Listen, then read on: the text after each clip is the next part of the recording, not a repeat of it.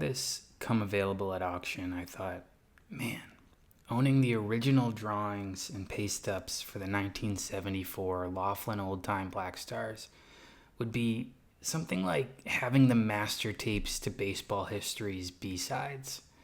This is museum-level ephemera. It's not just collecting, it's stewarding a piece of forgotten legacy. They're not perfect. A few key names are missing. Buck Leonard, Pop Lloyd, Judy Johnson. They disappeared from this piece. Even Laughlin himself lost the Satch and the Josh Gibson, so the printing of the set was done off of photocopies of his original work for those two. But then again, the idea that some of the original paste-ups are missing because the glue dried and they fell off the board, that's poetry. It says everything about how forgotten these stories were. Even the artifacts themselves were neglected. This set wasn't made by Topps or Bowman. It wasn't licensed by MLB. It came from a man named Bob Laughlin, an artist and baseball historian who saw a hole in the baseball world and tried to fill it with color, caricature, and respect. The cards are funky. The art is hand-drawn, bold, playful, almost cartoonish. But the stories behind the players, dead serious. These are players who were kept out of the majors not because of talent, but because of the color of their skin. Many were long retired or even deceased by the time this set came out. So think about that for a second. Some of these players never had a card while they were playing. This set is actually the first time that 9 Hall of Famers were depicted on cardboard. No stats on the back to keep their legacy alive. No bubblegum in the pack. Just silence. Until 1974.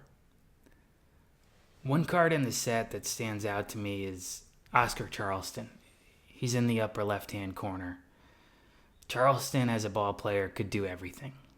From 1915 to about 1940, he hit for power, average, stole bases, played a Gold Glove level center field, and had the fire of a middle linebacker.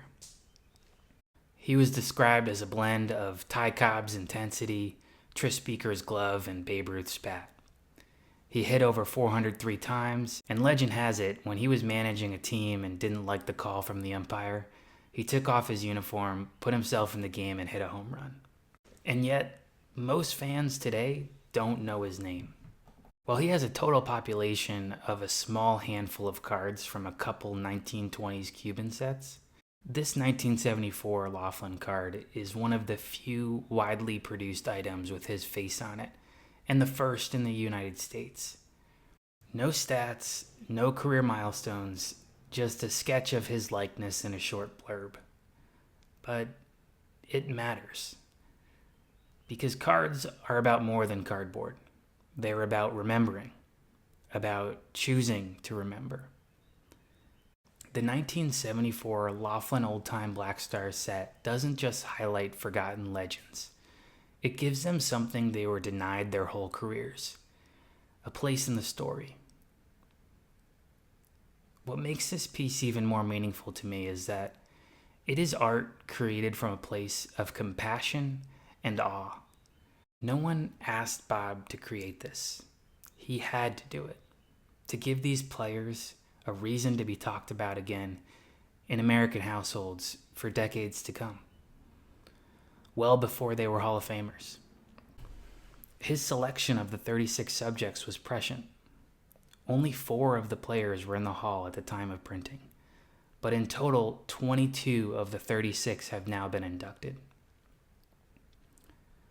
Staring at these, it's hard to take in that these aren't reprints, that these are the hand-drawn images and layouts, in the flesh, in the ink.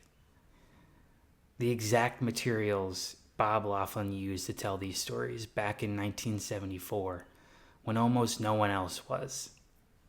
When I hold them, I'm not just holding art, I'm holding a mission.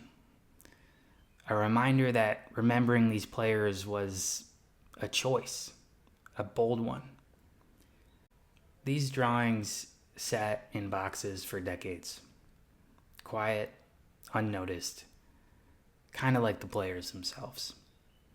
But now, as the hobby turns its eye more and more to this set, I think they get to speak again. Thanks for listening and watching along. I'll continue highlighting more pieces from my PC, but I hope you enjoyed this one.